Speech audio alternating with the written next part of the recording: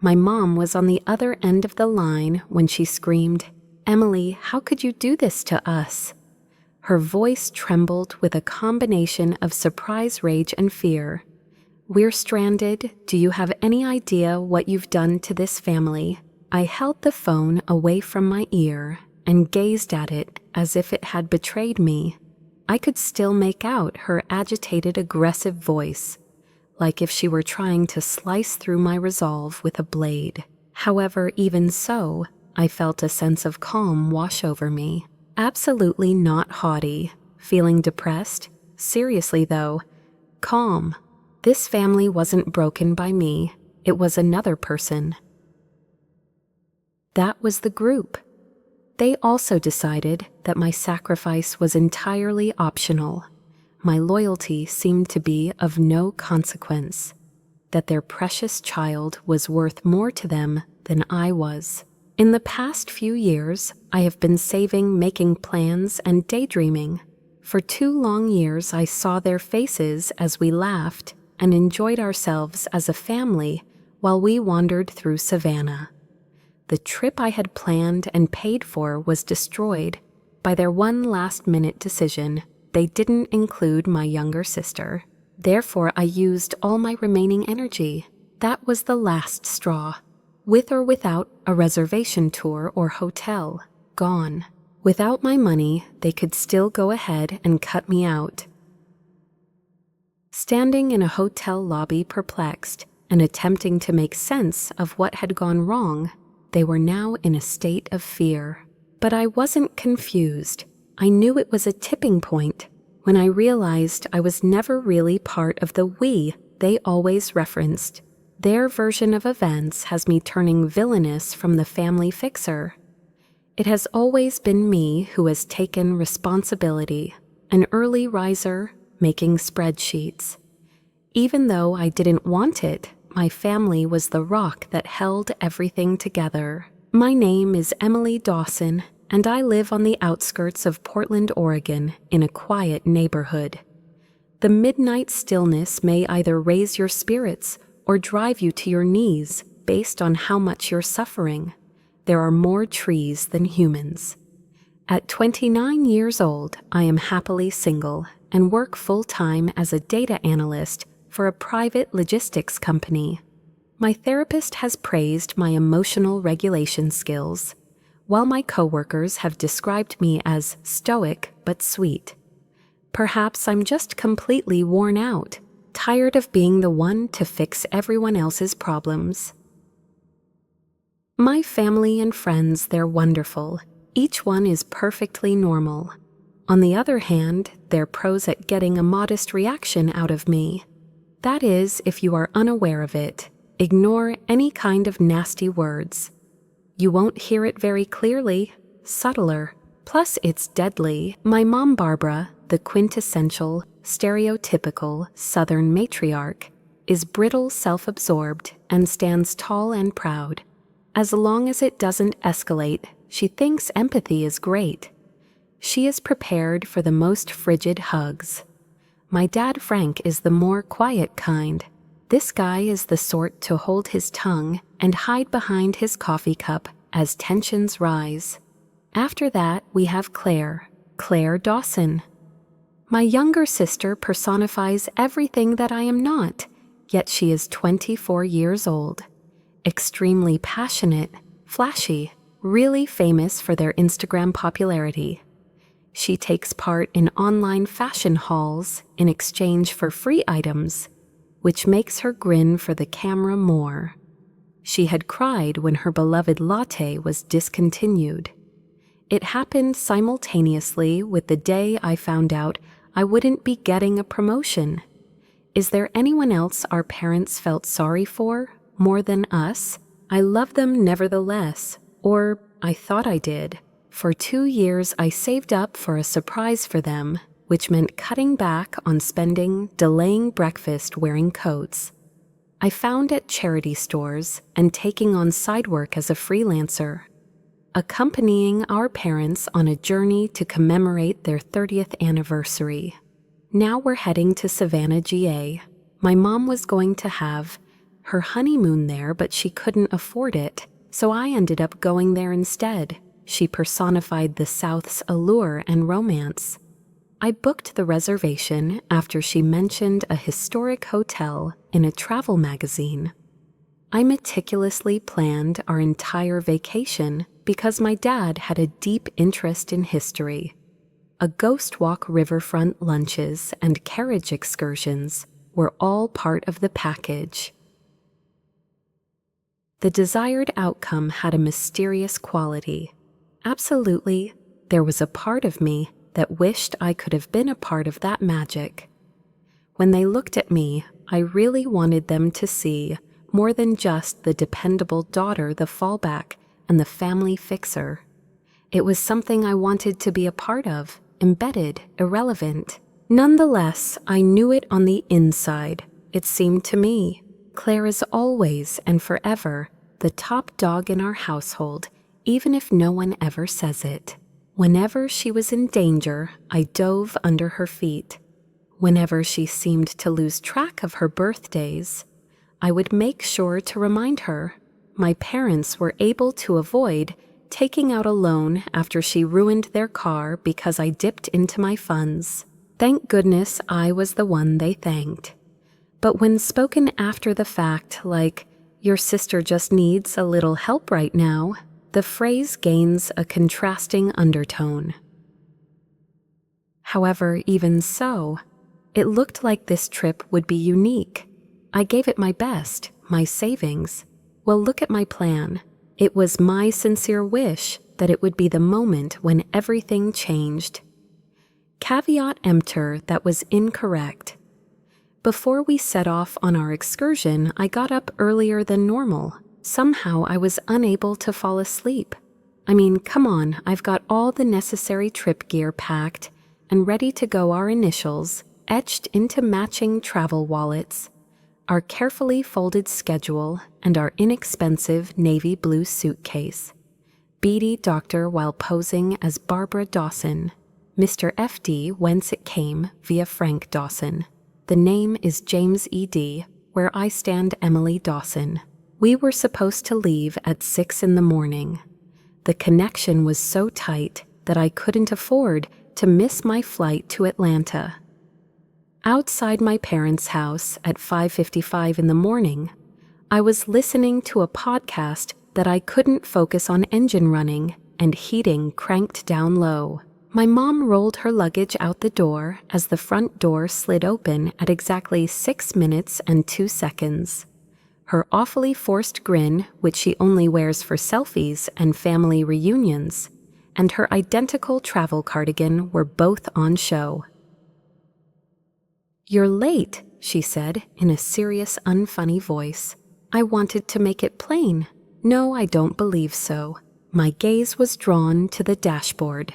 6002, a smaller one than anticipated.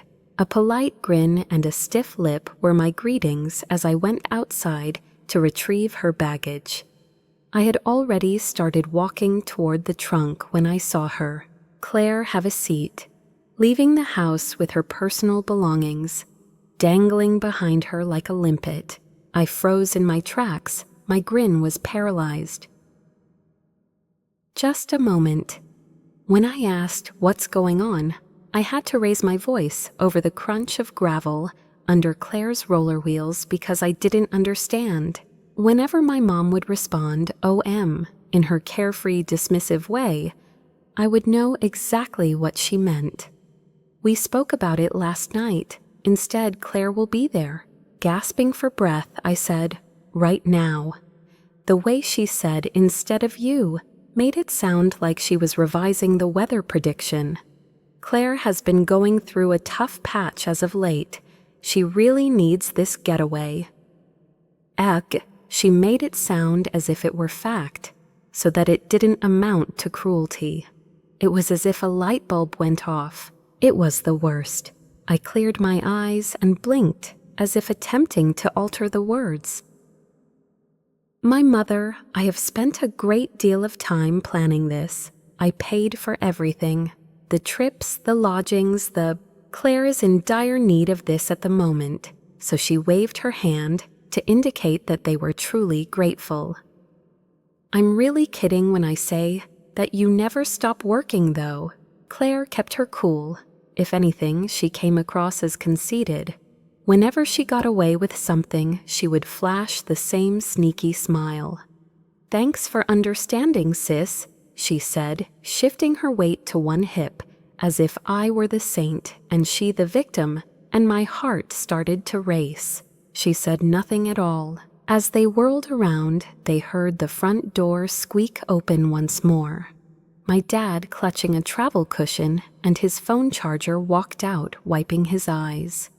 He kept silent, avoiding eye contact. As if nothing had transpired, he simply handed me his bag and made his way to the car, as if this were routine. The weight of all the times I had bottled up my emotions instead of letting them out vocally was building up behind my closed eyes. "Our trip was supposed to be this," I said, my voice shaking. "I carefully planned every detail, every meal, every walking tour just for us. This is something I would want to tell you." "Well, it still is," my mom said mirthfully. "But this time it's with Claire." "This is not an important matter, Emily." I could hear it clearly, even though she didn't say a word. "Maintain the current ambiance. Minimize complexity. Let us not be embarrassed." I clenched my teeth so tight that adjectives like angry, hurt, and despicable behavior were about to spill out of my lips. But instead, I swallowed them and nodded firmly in agreement. In a stern voice, I whispered, "Let's go," while opening the trunk. "I hope you don't lose your flight." Suddenly, I was no longer just a passenger on the journey. I was now its chauffeur. In response to the strange silence on the drive to the airport, Claire started babbling nonstop about style TikToks and whether they would have time to shop in Savannah. My mom made fun of her, and my dad sat quietly by the window as if he weren't sitting in the wreckage of my dreams and aspirations. The traffic was heavy. I eventually got my dad to finally say, "Emily, I appreciate you driving us," after he cleared his throat one more. What a burden this must feel, out of common. I find it strange that we looked into one another's eyes in the rearview mirror. "Dad, that's an interesting way of saying it." Once again, he looked away. Claire moved forward from the back seat and said, "Are you not mad at me? This is, in my opinion, a significant event. Without your help, I never would have been able to afford this." I didn't say anything, persisted behind the wheel, following a simple nod. Because I gripped the steering wheel so tightly, my knuckles became white.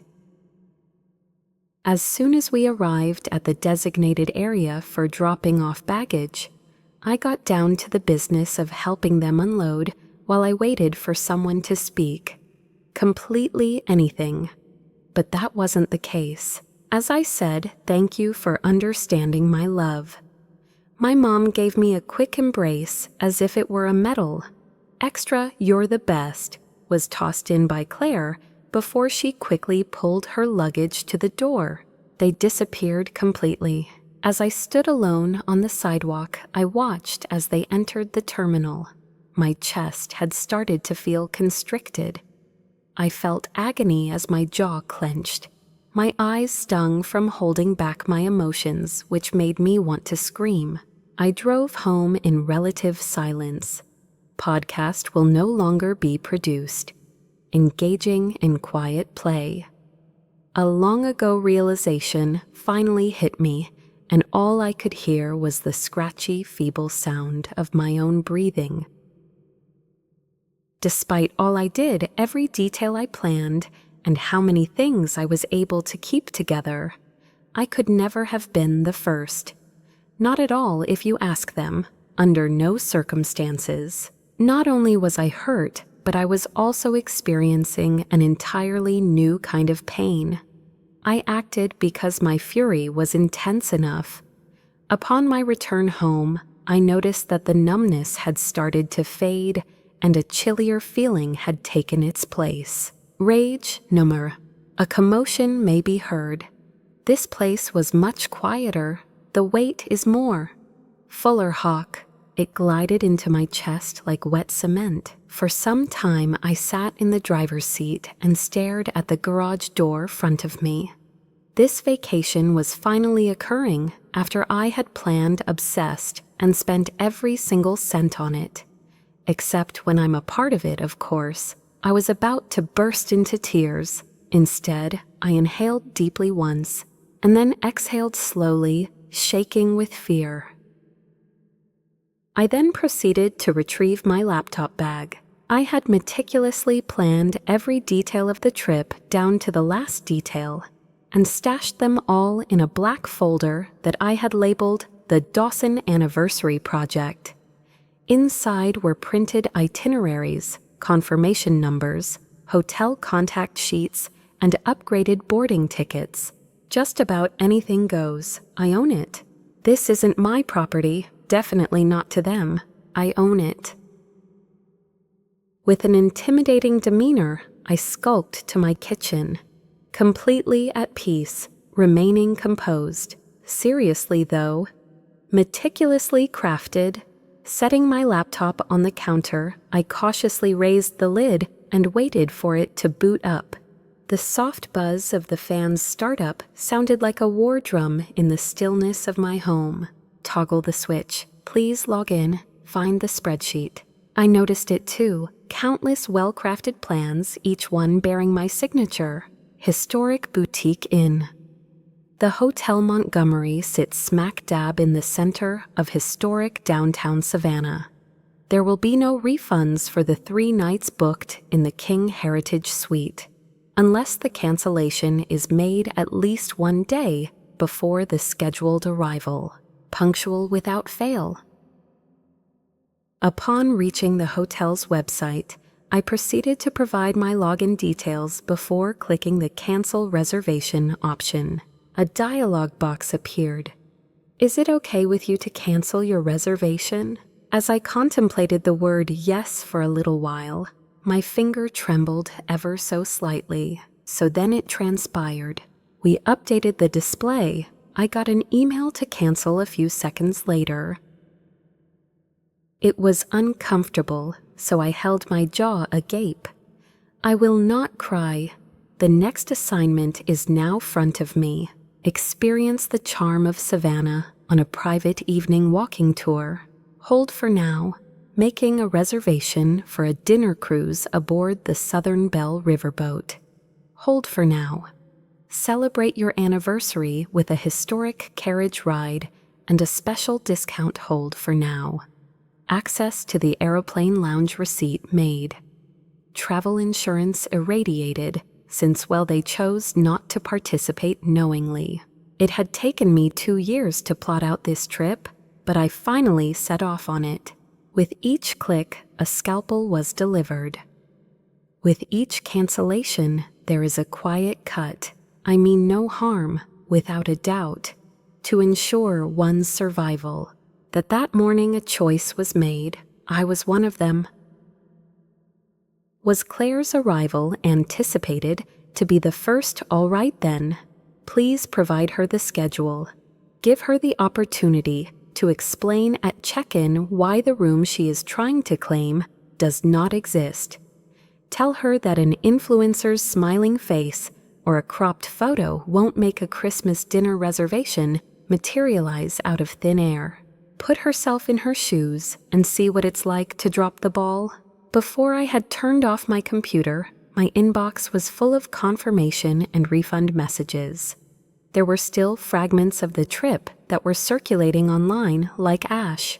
It was also the first time since daybreak that I felt a weightlessness, passable if without panache. It has not improved, nevertheless with a lighter load. I brewed some tea and sat by the window to observe as the sky turned from a pale blue to a bruised, dreary gray. The cup was held by me.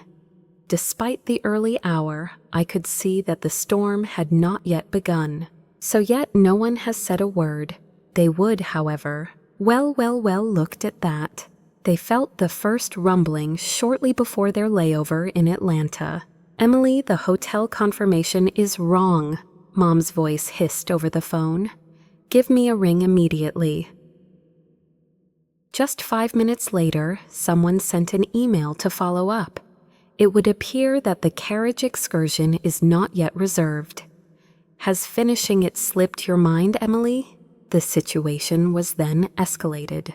The voice of Emma, sharp, being arrogant, minimal sound level. "Emily, this is so insignificant. Your behavior is ruining our vacation. I understand that you're angry, but this is too much. It has to be fixed immediately." She stayed silent as if issuing an ultimatum. There was yet another ping. It was my phone. It happened again. Lots of texts, voicemails, and missed calls. "Could you kindly look into the reservations? This doesn't add up." My dad continued his message, painfully dull. "End it. I nearly thought it was funny," I whispered aloud. I had turned off my phone. That much is certain. There is absolutely no sound. Absence of beeping. Still no one has rung. No, I am innocent. Sipping my tea on the couch, I couldn't help but stare at the walls. Oh, and you know what? There was a feeling of good. It had been like being submerged for years.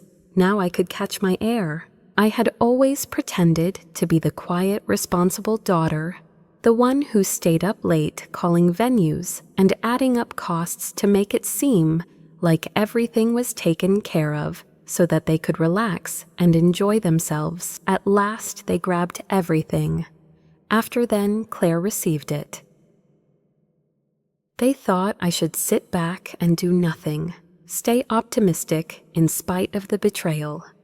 I will go home once I drop them off at the airport and wait for the photographs where I will not be seen. I was completely unknown to them. No, I don't believe so. Why?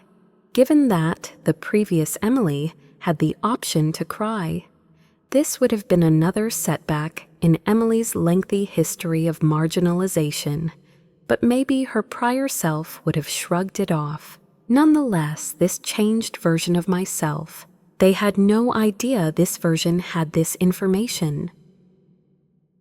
Giving your all to someone who will never return, the favor will wear you out in the long run. On that fateful day, there will be no rumbling. No, it's not hostile. This is not driven by anger. Quiet prevails, specifically intentionally, final. For this reason, it is memorable for a long time. They began receiving calls before to their plane's arrival in Savannah. At first, I ignored them since I was just following my intuition. My phone began flashing on the kitchen counter, first once, then twice, and eventually 6 times in less than a minute. Just as I was settling into my chair and relishing the tea I had previously neglected. As it buzzed on the stone, it sounded as if it were possessed by demons. No, I'd rather not look at that, at least not at first. But after the 3rd voicemail, curiosity won out. I snatched it up and pressed play the second I stepped over. My mother's nervous, raspy, and verging on hysterical voice echoed around the room. The hotel informed us that our reservation had been canceled, so I called Emily to find out what was going on. They said the order was canceled, even though I supplied the confirmation number you issued last month. Absent from the agenda, we are at a standstill with our belongings in tow. I am in urgent need of a return call. Message ended with a beep. There was a lifeless body standing there. Following that, Claire's one came next. This is really frustrating, Em. You're making a fool of yourself out here. Are you serious? Our hotel reservation was canceled. You clearly lack maturity. Take immediate action. We saw the word "our" again. For some reason, I felt as though it had never truly belonged to me. Dad then sent a second, shorter and more awkward message. I swear to God, this is all an error on my part, Em. Can you look into it? From your end, we really don't know what to do. Left out, it seemed as if fate had orchestrated the whole event. When I pressed the power button again, my phone was switched off.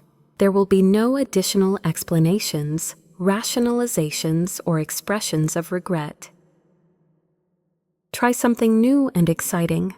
By the time nighttime arrived, I had already unpacked the first set of bags I had packed for Savannah.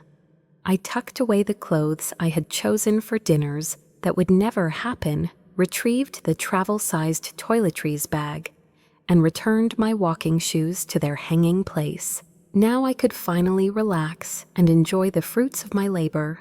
It was almost poetic in the way it hurt so much. Later that night, I poured a glass of wine and turned on the phone not to respond but to observe. The screen lit up like a Christmas tree. 22 calls went unanswered, along with 9 voicemails. Roughly 40 SMS were sent. The way I sat at the kitchen table and scrolled with great care was reminiscent of an archaeologist excavating layers of guilt. Emily, I think we've crossed a line. I fail to understand the point you are trying to make. Claire had sobbed her heart out in the hotel lobby. Was it your intention all along? I am ashamed. From the child we raised, you have come to anticipate great things. You're behaving in an immature manner. Oh, please fix it. I'm begging you. Disputes with me are unnecessary. Refrain from punishing your father if you feel anger at him. We are embarrassed by you. You ought to feel embarrassed, not someone else. And lastly, my dad says this isn't right. It's critical that we talk about this. I didn't say anything. I hesitated before erasing the response I had just typed. The voicemails will be deleted instead. With respect to my dignity, no malice is meant. For quite some time, I had acted as a go-between, mediating peacemaker and fixer for all of them. After I extracted myself, they began to writhe in agony. For the simple reason that without me, their dysfunction had some place to settle. Even the next afternoon, the storm was still rumbling. As I emptied the fridge, the ear-piercing, aggressive ringtone of my mother echoed through the house. I made the decision to pick up this time. As the cable was being connected, an explosion was audible. Emma belatedly, "Could you please explain what you did?" We were also denied check-in at the second hotel. Has that one been canceled too? I didn't, okay. In my opinion, yes, it was all stopped by me. There is absolutely no sound. Coming up shortly, not even enough time had passed to experience the shock. Hersing claimed she couldn't fathom why somebody would act in such a way. A long breath was taken by me. Why, the reason being that you choose not to bring me along on the adventure. I chose not to cover the cost of the vacation. Claire needed this more than you did. Stop making things up. The underlying hierarchical structure was once again laid bare. Claire's demands had always been in a manner more acute, more noticeable, and foremost. So perhaps Claire should have organized it herself. You would have understood, we thought. You were completely incorrect, I said, unfiltered. Before she could throw allegations about like frisbees, I cut off the phone. Only 5 minutes later did Claire make contact. I almost didn't respond at all before realizing I needed to give her a chance to explain myself. She was about to yell out her inflated sense of self-importance. You are demeaning, Emily. Not joking. Could you just step out of the limelight for a change, rise to the occasion? Taking a step back from my thoughts and focusing on the present moment was my chance. When we're online, do you have any notion how many people depend on me? I tried to hold back a giggle. Believers in the digital realm. No problem at all. I planned the trip for my folks. You managed to get a hold of it. I received an invitation from my mom. Initially, I was totally opposed to going. Despite your knowledge that it wasn't meant for you, you still left acknowledging the amount of work I had invested in it. You really put on this martyr show, my friend. You just feel resentment. Yes, I did reply. I am not bitter, just done. I ended the call and switched off my phone while I was in the middle of my rant. The explanations have come to an end. They will no longer have the chance to use me as the villain in a storyline they changed without my consent. That night, I slept better than I had in months. The nightstand is devoid of a phone. Nervous ideas are not chasing after me, just empty space. When you stop attempting to make other people understand you, you have this strange understanding. It isn't required. All they have to worry about is that you aren't playing the role they assigned you. On the third day, the air was no longer calm. It gave way with ease, tense, just like the time a violin string is about to break. My phone had been off for close to 36 hours. During that time, I felt at peace, like I hadn't felt since I was a baby. No one was forcing me to be neat, attentive, or quiet. However, the stillness will soon be broken. Neither did it. Around 10:17 a.m., I rebooted my mobile device. After what felt like an eternity, the cosmos recentered itself, buzzing and trembling with all the connections that had gone awry. 14 messages received via voicemail. Having not yet completed 40 texts, unopened, a few of them stayed. I opted out of it.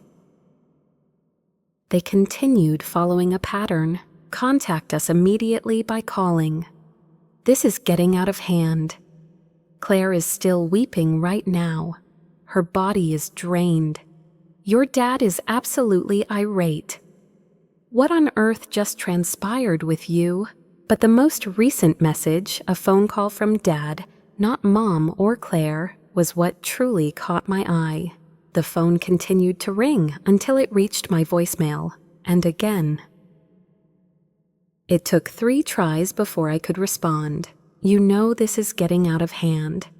Claire and your mom they're exhausted. Basically, they're stuck.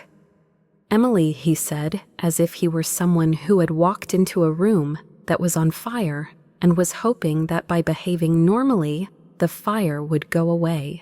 I didn't say anything. His addition, "You've successfully conveyed your argument," was courteous. Then what? All right, so let's simply fix it. It need repair. Those were the 2 adjectives that best described me not long ago. The unspoken function of Emily is that of family fixer, but that's not the case now. A long breath was taken by me. Are you seriously suggesting that I go back on the trip you kicked me off? He hesitated before saying, "It was never intended that way." Can you believe it? It seems quite clear from where I'm standing, so I spoke out. I planned the vacation, paid for the airfare, and imagined the entire voyage, and yet you all decided I shouldn't have been there. His words were a little too hurried, but he still managed to say, "That's not true. So you thought Claire needed it more than you did right," I remarked. Is that so? What mattered more than the job I accomplished was the worth of her relief, which outweighed my gift. Her anxieties, tensions, number of followers, and overwhelming life were paramount. His breathing became labored as he sighed. "I hope your mom meant well," I said with irritation. "She always means well." Nevertheless, your decision to allow me to drive you to the airport while Claire essentially occupied my seat remains unaddressed regardless of your intentions. Even as he talked to Emily, his voice trailed off. "It's not good enough for you." Words like that and that voice rendered me speechless. Every member of this family looks to you. Don't let a single bad choice derail everything. "You've consistently exhibited a sense of reasonableness," he said. "It was anger, not sadness, that caused the fever to rise behind my eyes." "That's the issue, Dad," I pointed out. "You expected me to maintain harmony even when I was the object of your wrath." He said nothing. I said, "I've been the bandage for years. You guys sliced and I taped it up." So went my body language. When Claire messed up, I fixed it. I put on a smile, even though Mom didn't give me any attention. What is the next step now that I've grown apart? Who is it that can hold me responsible? He continued to remain silent. What I meant to say was, "You didn't think I'd stand up for myself. Wow, I've had enough of being appreciative for merely being tolerated. Once again, you expected me to just give up.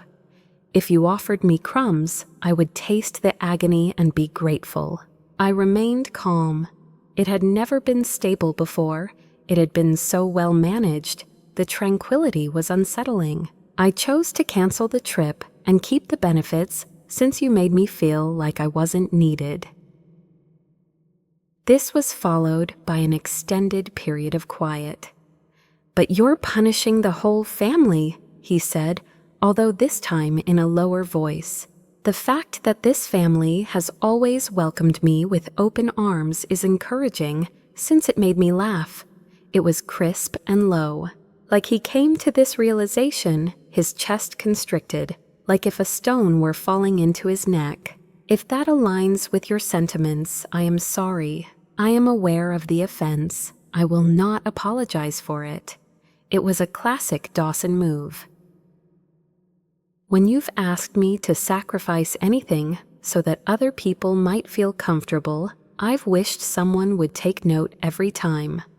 I am not in need of your remorse," I proclaimed. "Please validate me." "After that, what happens, may I ask?" he asked. "So in essence, are you disregarding our needs?" "Well, that's certainly not love. It's a wonderful kind of exploitation," I said again. "You can't enjoy the fruits of my labor until you involve me in it. Emily, could you—" His voice trailed off even further. But I was done with it already. "Hey, I just need some space," I said honestly. "Maybe I should just accept the reality that if you think that makes me selfish, then so be it." Calling was terminated.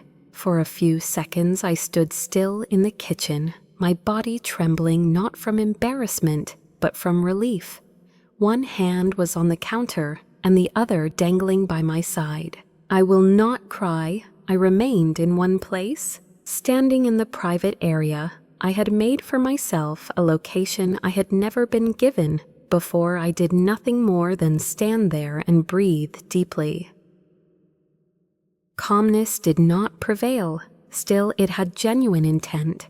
This modernized form of candor helped me come to a realization. You can't allow someone harm you more just because you love them. Their return today was something I sensed. Those were the days when I was certain that I was more than just a number in my family's equation. I felt this trip would be a gift when I booked the first return flight. The same day I received the confirmation email from the airline, I had time to get a coffee on the way to my parents' house, where I would be waiting not to greet them, but to be there when they arrived, because their plane was scheduled to touch down at 4:20 p.m. To look into their eyes, therefore people may see how things turn out when the family fixer decides to stop fixing things. I stood on the edge of their gravel driveway, far enough from the house to be seen clearly from the road, yet close enough to catch their eye to make sure they couldn't miss me. In the meanwhile, I perched on the porch swing holding a paper cup of dark roast. Not long after that, a yellow cab pulled up, appearing just as exhausted and late as the people it was carrying. My mom was the first to come out of everyone. Her usually coiffed hair hung loosely about her shoulders. Her formerly vibrant tan has been replaced with a reddish hue. Her expression was tense. Next thing you know, Claire showed in, dragging what looked like the baggage carousel's vanquished suitcase. Even with her huge shades on, I could see that she was under stress from the angle of my seat. Once Dad got there, he pounded the trunk with all his might. A momentary silence fell. The sole noises as the cab retreated along the dirt road were the soft hum of cicadas and the faint whir of the motor. Claire spoke out after a long period of silence. "Regardless, my aim is that you are satisfied. It was mine a little sip of coffee. Therefore, what brings you joy?"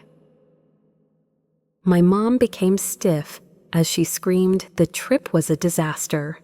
After that, she marched firmly toward the porch. Every hotel we stayed at was either overcrowded or grossly unclean.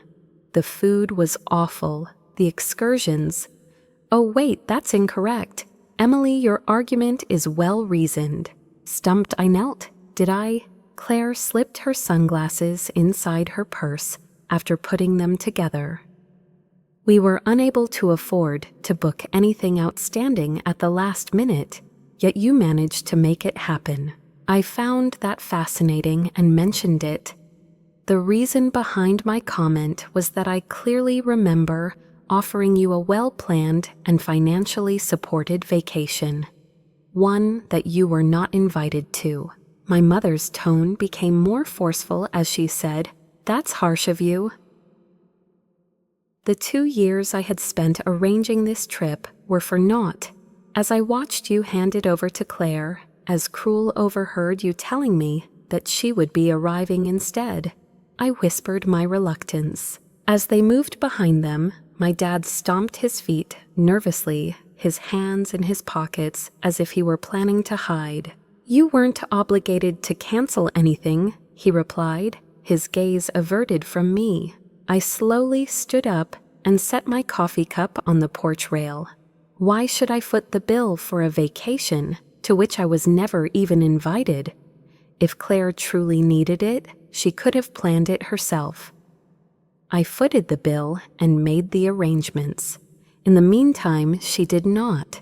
She sat down next to me as if it were hers by right of inheritance. With her arms crossed, Claire rose to her feet. "It seems like you're making this out to be a huge betrayal, but in reality, it was more like a retreat." In response, I stated that I had noticed a pattern, a perfect illustration, of the numerous instances in which Claire has prioritized her own comfort over mine by ignoring me, trampling on me, or even giving my life for her. "No, that's wrong," my mom said with a scowl. I said a forceful "it is," as I explained that on every occasion I rode shotgun. Your insistence that Claire be the bigger person in every situation where she erred was consistent. She insisted that I escape punishment by picking up after her every time. Claire moved forward, her voice rising in volume. "My, you're very ostentatious, Emily. You're not the only one dealing with these issues." "Maybe not," I said, "but it's supposed to be me who takes it." There is absolutely no sound. Brutal physical silence. Standing just ahead of them, I stepped down from the porch. With that, I asked if you wanted Claire to go. "Very well," she said. "Your wish has been granted. But please don't come crying to me when things don't work out the way you expected. If you take me out of it, you won't get any of the rewards for my work." "That was never our intention," Dad said beneath his breath. "It was really up to you, as I mentioned before." My mom crossed her arms and pursed her lips. "It was our expectation that you would understand. Claire has gone through a lot recently." "Do you mean I haven't?" I asked. "Weekends were my call time. Weekends not taken. A one-of-a-kind present for one family was the result of years of frugality. Before you, sir, plus the one day I asked to be included, you ended up sitting in my place." Claire glared with anger. Control has become your guiding principle, and your presence is superfluous now. That was it. Control no limits were at issue here. The moment you expelled me, you forfeited any claim to my assets, my funds, my freedom, my best. I inched closer. My mother spoke firmly to me, saying, "You're our daughter. No one does this to each other in their families." I said, "No, that's not how families are usually run. No one has the right to whip about the word family as a shield." My mom's mouth moved from side to side before closing again. She had no clever retort. I fixed my gaze on the three exhausted individuals who had taken comfort in my surrender. They had foolishly believed that I would respond positively at all times, and now their barriers were crumbling under the pressure of my resolute denial. I don't care anymore about the trip. It was always destined to fail. For a long time, this was about being the duct tape that held a fractured family facade together. Finally, it was about not sticking. In a sudden change of direction, I returned to my car. I said behind my back, "I'm glad you arrived home without incident. Remember, though, that the past is not a guarantee of the future." Never before had I abandoned them to their utter confusion, wrath, and powerlessness. In addition, I ignored them. 2 days ago, there was an argument in the driveway. The people who had once made me feel safe have crumbled beneath the weight of the accusations I had held onto for so long. It had been 2 days since I had witnessed this. From that point on, they never responded to me again. Claire did not leave any angry messages. "You won't feel bad about anything, Mom." Absence of sound. Following that, on a Sunday afternoon, my phone began to ring. My beloved father. To be honest, I had no idea it would be him. He avoided eye contact. The diplomat. The man whose family has always been on the verge of discord, like an onlooker bringing water to a house on fire. It was wrung by me. A little part of me wanted I could just ignore it, so I could keep the serenity I had finally found. But the word that escaped my lips was accept. It was an old, unresolved emotion. "Hey, Em," he whispered. His voice was deeper and slower than usual when he talked. He seems to have rehearsed a plethora of introductions before discarding them all. "Hi" was my reply, and it was cold but not icy. A stop was then made. Personally, Give me a moment to ask. "My mother tried to call you, but I was afraid you wouldn't answer." Get a look at this. A little breath escaped me. No air of resignation. We are not aiming for discontent. Let go of it.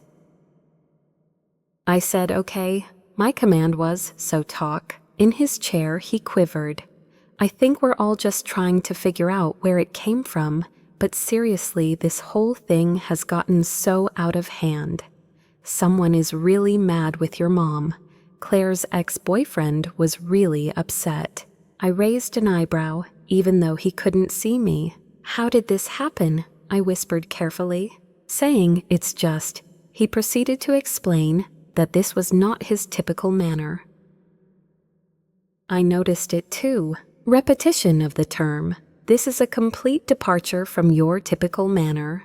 The misconception that expressing my independence was fundamentally unusual was the most prevalent kind of gaslighting wrapped in a compliment.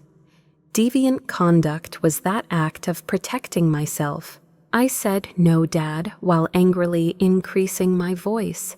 "I'm like this. I have always been this way. You're simply not used to seeing it, since I've spent my whole life meeting all of your needs. And you." She sat down on the bedside and said, "No, let me finish," to which I liked being the superwoman who took charge, who covered for Claire, and who remained calm while my mom controlled my emotions like a thermostat. "That's unfair," he said, barely audible. I smiled bittersweetly, since it's unfair that I don't get to write my own story. It's hard to let go of things when you expect me to be selfless and take care of my family. No update yet, he later said. I'm confused about your request. I am not requesting your address, Father. An apology is not even in my plans at this time. It is my intention to refrain from returning to the section you assigned me. However, he admitted that the outcome was not his goal. We felt Claire needed some time away, and you really believed I'd grasp it, I said, concluding my reflection.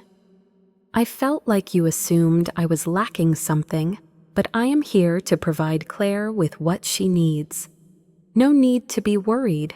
I am emotionally detached and just have an infinite capacity for tolerance. Silence was all that was required of him. I mentioned that there were other occasions when you seemed to ignore me entirely, such as birthdays. Around the holidays, Claire's drama took center stage, and we had these conversations where she took her ideas at face value while I was relegated to the background. An understated "I didn't realize" slipped out of his mouth. I know. That's what I said in answer. He let out a heavy breath and said, "Are we done now?" My eyelids were drawn in. "Everyone will be included," I said in response. "But I'm no longer the go-between for my family. So long as Claire is safe, I will stop putting myself in harm's way. I refuse to pay for a peace that serves just the powerful." He finally admitted that she had been the braver one from the start. "And you were never informed about the cost of that strength," I pointed out. "Finally, it clicks. If you still don't see it, it's none of my business." After that, there was a long silence, and I carefully filled it out. His parting words were, "Your mother misses you." "It's likely that she longs for someone to handle the aftermath," I pointed out. "Nah, being the fallout sponge isn't something I miss. Is there a limit to what we can do?" His voice wavered slightly. I couldn't stop thinking about it for what felt like forever. Stop behaving like this was only an isolated incident.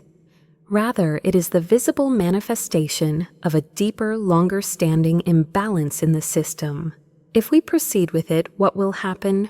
If you all stop behaving like my quiet is an obligation to you, then maybe we can build something new. But until then, you won't have my attention." He said nothing. Even so, he stayed on the line. Sitting side by side, we were nearly silent for a minute. The following words escaped my lips. "I must depart." He said, "All right, I'm grateful for your reply. Goodbye, Papa." Calling was terminated. For a time, I did nothing but stare at the television. I am not depressed or angry. I am simply cognizant. The absence of a distinct division rendered it unproductive and unsatisfying. To me, it felt real. It was adequate to put it plainly. Suddenly, the world fell into an unearthly stillness the second the phone rang out. The system of missed call warning lights will be discontinued. There is no longer any guilt in any vibration. Putting out other people's fires while my own simmered in the background was no longer an emotional drain on me.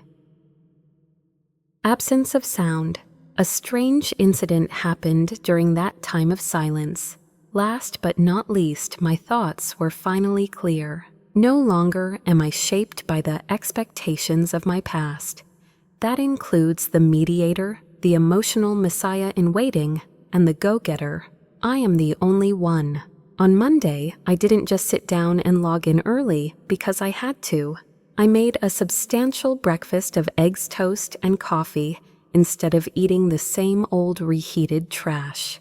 It had been months since I had eaten a meal without being preoccupied with what I needed to do for other people, and Claire teased me about my sweater, calling it grandma core, while I sat on my back porch and watched the fog creep in from behind the trees. The silence was no longer solitary. It was sacred in every way. I felt a silence descend upon me when I later that day retrieved the drawer housing all my half-written projects' notebooks, where I had scrawled here and there before putting them away, and books that I had told myself I would read sometime. Once again roll the dice. Regrettably, this time it's only for you.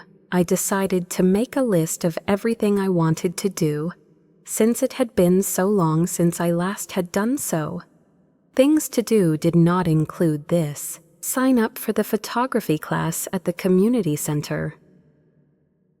I need to furnish my living space with fresh pieces that reflect who I am. Take a solo hike through the gorge of the Columbia River. Read a book on a monthly basis without fail. Spend time alone, apart from friends and family, seeing the world. Before the day came to a close, I accomplished 2 goals. In an effort to escape the dull beige that my parents had claimed was tasteful, I enrolled in a photography class and began perusing furniture options in colors that appealed to me. As if I had been robbed of my voice, it reappeared and persisted incessantly, not out of spite, but because I would not allow myself to be defined by the faces of others. I began to redecorate my apartment, moving things around for fun rather than practicality. In the hallway, I took down the framed family portraits and replaced them with photographs I had taken independently, featuring parks, street corners, and other everyday scenes that I had ignored while trying to control the chaos of another. After allowing myself some space, I felt more like my old self again. I decided to start up journaling again for reasons other than just ranting. I won't go into detail, but when I was alone, I wrote about the folly of guilt, the beauty of autonomy, and the pain of severing relationships with people who sapped your strength without you realizing it. Not because I was sad, but because I was so relieved to finally let go of things that weren't mine that I broke down in tears on occasion. Somewhere along the course of this whole thing, I felt a surge of pride. Pride that isn't so obvious and profane, but a subtle, self-assured pride, the kind that doesn't care if it's bestowed upon you or not. There was no schedule, no pressure, and I was completely alone when I walked through the downtown farmers market on a Friday night around 3 weeks after the incident.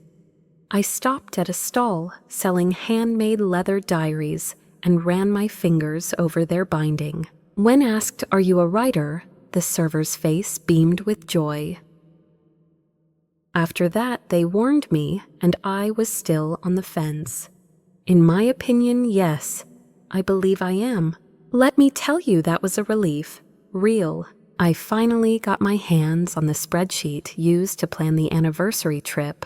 After a week of waiting, there are color-coded tabs, the perfect plan, money distribution. As if it were some ancient artifact, everything was in pristine condition. I will not cry. There it is still.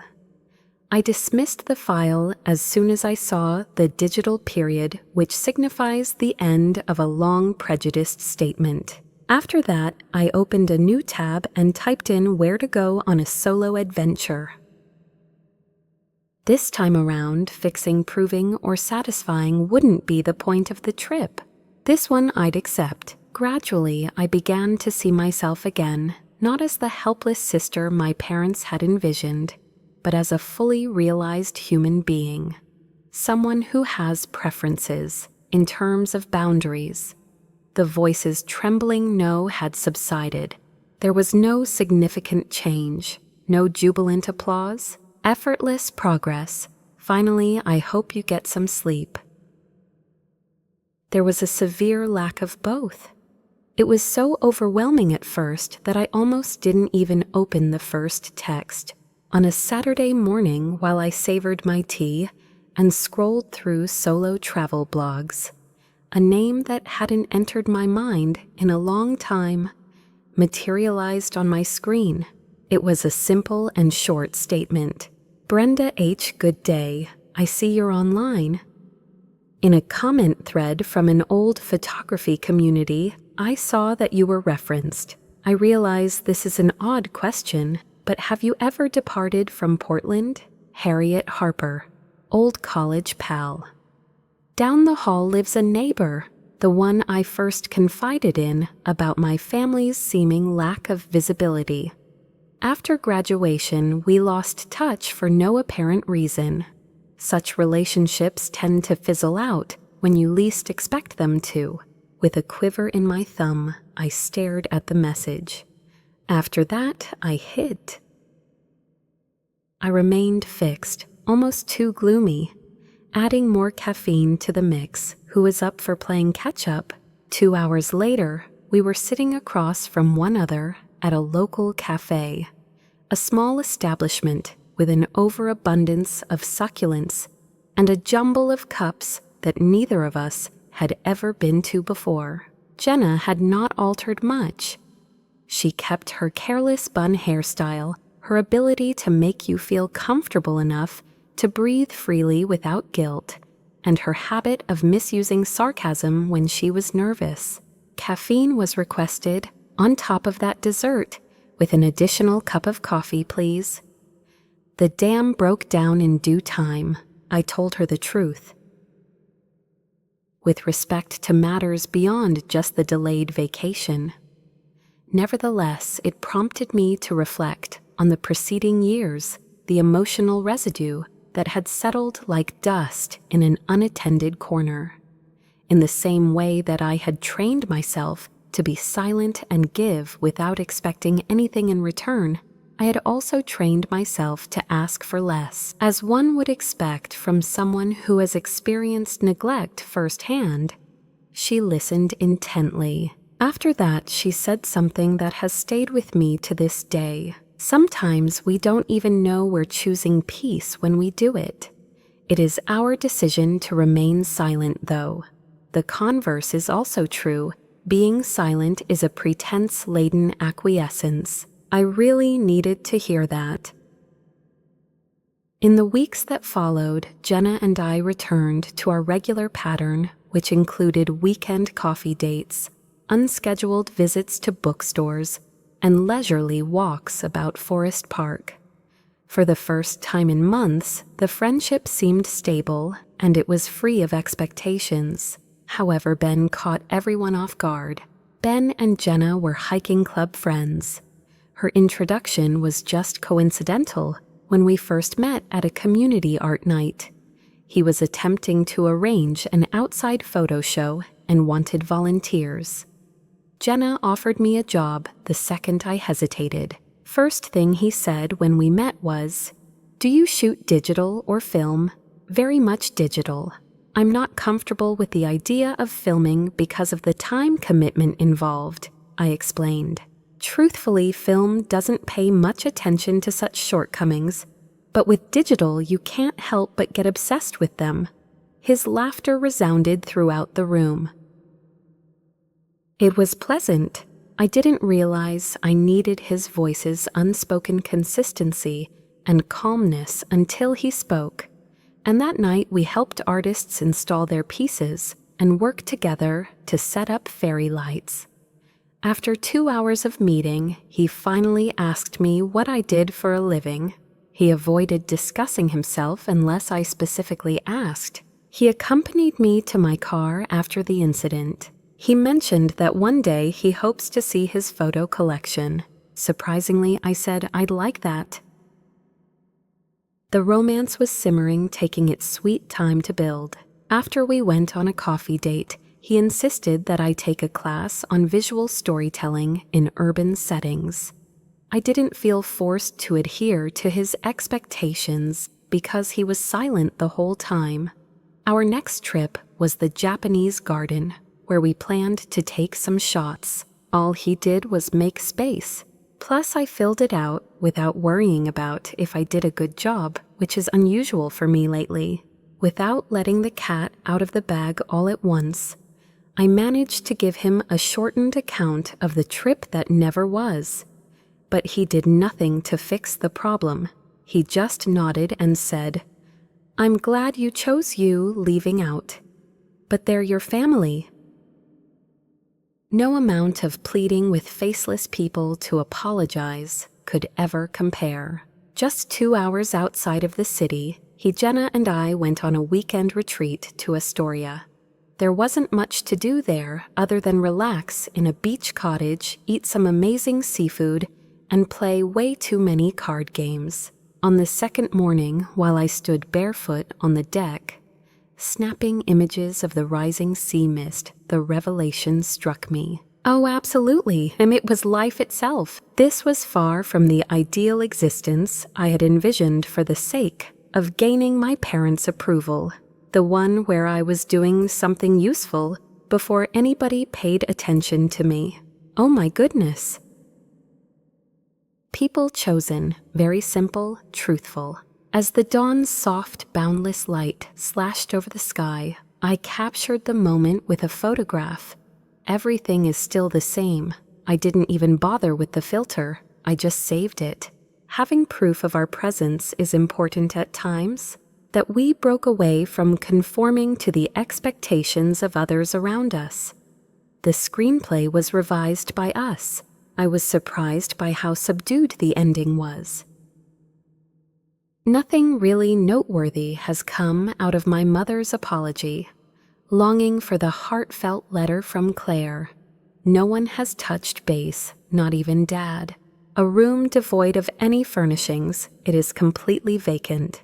If you're looking for a visib in a subtle but persistent way, the idea that putting myself first meant leaving other people behind, along with the characteristics of that love-shrinking flexibility and sacrifice, made it acceptable to not have limits if they made other people uncomfortable. As a child, I never associated honesty with rebellion. That was my belief up until I made up my mind to change it. A part I am no longer considered for has left me with residual consequences, including temptation, embarrassment, and the need to know how they are doing. Dissolving years of patterning takes time, but I no longer act on such sentiments. I simply let them pass. I have just stopped slicing myself in order to keep my family warm. Nobody has been cut off. No need to grovel for acknowledgement. I refuse to bend over myself to fit into a mold that I have already transcended. If they call, I will listen. If they apologize, I hope everyone who has ever been the family glue comes to this realization because of what I've learned. Recognizing the need for limits and acting accordingly is an indication of humanity. Doing so does not constitute egotism. Becoming the strong one is more of a mask for a life of putting other people's needs before your own and never putting yourself first. Stop attempting to put other people at ease and focus on getting to know them. Any indication of change. Maybe it's the weight lifted off your shoulders rather than fireworks or closure. 3 months have gone since the trip that never was, and I am no longer emotionally autopilot, a first for me as an adult. What do they need from me today? Doesn't it immediately cross your mind upon waking up? At this juncture, my inquiry is, what exactly am I to do? Although it was ingrained in me at some point, be cautious with your tranquility. It is not something you should share. You tend to it like a garden. The life we were meant to live might occasionally be found on the other side of one horrible decision, making a personal decision for causes unrelated to our wrath, not at all related to pursuing revenge. That is, until we are ready to stop striving and start enjoying love's embrace. Whether we must love ourselves first is irrelevant. During the identical journey to Astoria, I shot a snapshot of the dawn penetrating the fog directly across the river, which I just printed out. I hung it over my desk after having it framed. Not because every note was perfect, but the things it recorded will stay with me forever. When I gave up on helping other people live longer, started my own path in life,